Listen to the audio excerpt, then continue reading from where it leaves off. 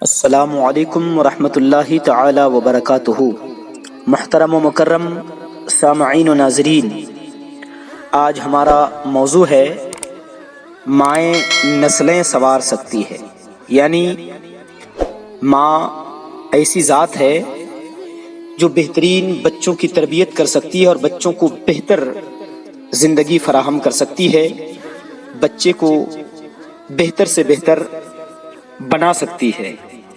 اس پہ بے شمار واقعات شاہد ہے کہ ماں نے جب بچوں کی اچھی بہترین تربیت کی تو بچوں کی زندگی بہتر سے بہتر بن گئی، یعنی ماں نے بچوں کو جیسا بنانا چاہا بچے ویسے بن گئے۔ آپ اخیر تک ویڈیو کو سماعت کریں، اس واقعہ سے آپ کو پتہ چلے گا کہ ماں کی تربیت سے بچے کی زندگی کس طرح سنور جاتی ہے اور بچے کس طرح تعلیم سے آراستہ ہو جاتے ہیں۔ نحمدہ ونصلی ونسلم علی رسولہ الکریم، اما بعد فاعوذ باللہ من الشیطان الرجیم، ان اللہ وملائکتہ یصلون علی النبی یا ایھا الذین آمنوا صلوا علیہ وسلموا تسلیما، اللہم صل علی سیدنا مولانا محمد بارک وسلم، صلوا علیہ صلاۃ وسلام علیک یا رسول اللہ صلی اللہ تعالی علیہ وسلم۔ ایک معلم قرآن انتہائی نصیحت آموز واقعہ بیان کرتے ہوئے کہتے ہیں، یعنی قرآن کے پڑھانے والے، تعلیم دینے والے ایک واقعہ بیان کرتے ہوئے کہتے ہیں کہ ایک بچہ میرے پاس آیا جو مدرسے میں داخلہ لینے کا شدید خواہش مند تھا، بڑی تمنا تھی کہ میں مدرسے میں داخلہ لوں۔ وہ بچہ میرے پاس آیا، میں نے اس سے پوچھا، بچے آپ کو قرآن کا کچھ حصہ زبانی یاد ہے؟ تو بچے نے کہا جی۔ میں نے اس کا امتحان لیتے ہوئے کہا پھر آپ مجھے 30واں پارہ سنا دے۔ اس بچے نے مجھے 30واں پارہ زبانی سنا دیا۔ میں نے پھر پوچھا آپ کو سورۃ الملک بھی یاد ہے؟ اس نے مجھے سورۃ الملک بھی سنا دی۔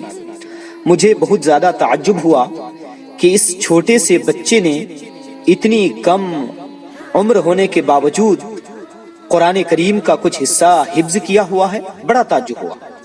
میں نے اس سے سورۃ النحل سنانے کو کہا تو اس نے وہ بھی سورت سنا دی۔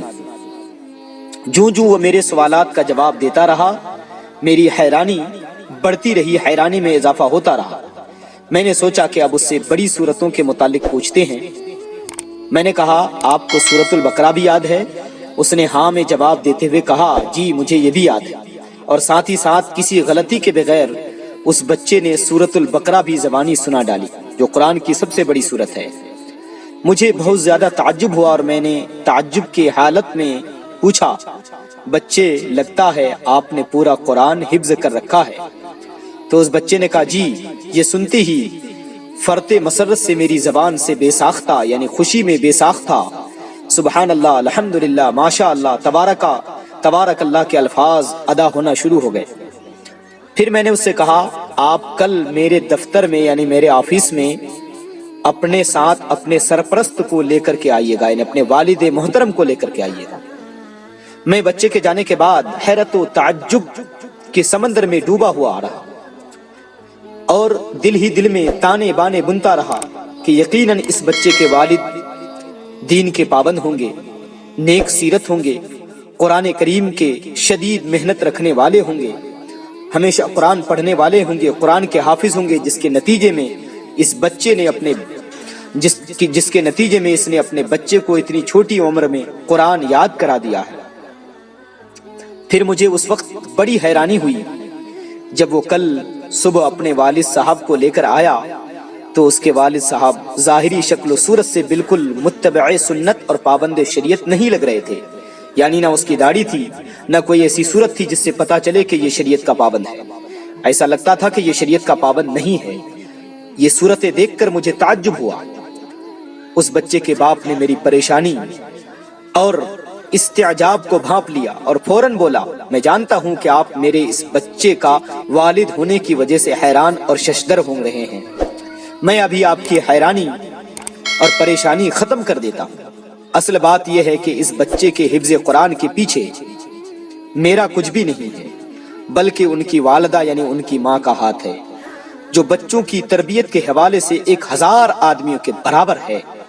اب پھر وہ آدمی کہتا ہے کہ آپ یہ بات سن کر مزید حیران ہوں گے کہ میرے 3 بیٹے ہیں اور سب کے سب قرآن کے حافظ ہیں، اور میری سب سے چھوٹی بیٹی جو 4 سال کی ہے وہ بھی 30واں پارہ حفظ کر چکی ہے۔ استاد کہنے لگتا ہے کہ میری حیرانی اور بڑھ گئی، تعجب اور زیادہ ہونے لگا۔ میں نے پوچھا کہ یہ کیسے ممکن ہے کہ 4 سال کی بچی نے 30واں پارہ کیسے یاد کر لیا؟ اس نے جواب دیا کہ بچوں کی والدہ یعنی ماں کا طریقہ کار یہ ہے کہ جب بچہ بولنا شروع کرتا ہے تو اسے قرآن یاد کروانا اور حفظ قرآن کا شوق دلانا شروع کر دیتی ہے، اور وہ بچوں کا مقابلہ کرواتی ہے اور کہتی ہے کہ جو سب سے پہلے یہ سورت یاد کرے گا رات کا کھانا اسی کے پسند کے مطابق بنے گا، یعنی وہ جیسا کھانا چاہے گا ویسا کھانا تیار ہوگا۔ جو سب سے پہلے پارہ حفظ کرے گا، ہم ہفتے کی جو چھٹی ہوتی ہے یعنی ہفتے میں 1 دن، وہ چھٹی اسی کے مطابق کسی جگہ میں جا کے گزاریں گے۔ جو سب سے پہلے قرآن کریم ختم کرے گا، ہم سالانہ چھٹیاں اس کے منتخب کردہ علاقے میں گزاریں گے، یعنی جہاں وہ جا کر کے جانے کے لیے کہے گا وہیں جائیں گے۔ اس طرح ان کی والدہ ان کو شوق دلاتی ہے۔ یوں بچے اپنے اپنے شوق کی تکمیل کے لیے، شوق کو پورا کرنے کے لیے حفظ قرآن میں بڑھ چڑھ کر حصہ لیتے ہیں۔ جی ہاں، ایسی نیک مائیں ہی گھر سنوارتی ہیں۔ حضرت امام بخاری رحمت اللہ تعالی علیہ، جن کو امیر المومنین فی الحدیث بننے کا شرف حاصل ہے، اس کے پیچھے آپ کی والدہ محترمہ ہی کی کاوش تھی۔ حضرت امام شافعی رحمت اللہ تعالی علیہ عظیم فقیہ اور محدث بنے، اس کے پیچھے بھی آپ کی والدہ ماجدہ کی جہود مسعودہ تھی۔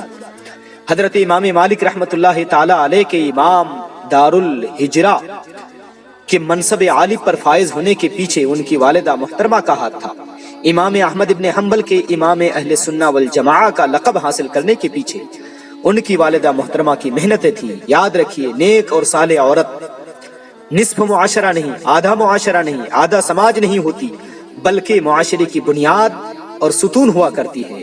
اب ضرورت اس بات کی ہے کہ آج کی جو ہماری مائیں اور بہنیں ہیں وہ اپنے بچوں کی بہترین تربیت کرے، ان کو قرآن کریم پڑھنے کا شوق دلائے، حدیث رسول یاد کرنے کا شوق دلائے، سرکار کی سیرت، صحابہ کرام کی سیرت، اولیاء کاملین کی سیرت سیکھنے کا شوق دلائے، دین سے ان کو قریب کریں۔ جس طرح مائیں بچوں کو تربیت دیں گی اسی طرح بچے بہتر سے بہتر بنتے چلے جائیں گے، ان کی زندگی سنورتی چلی جائے گی۔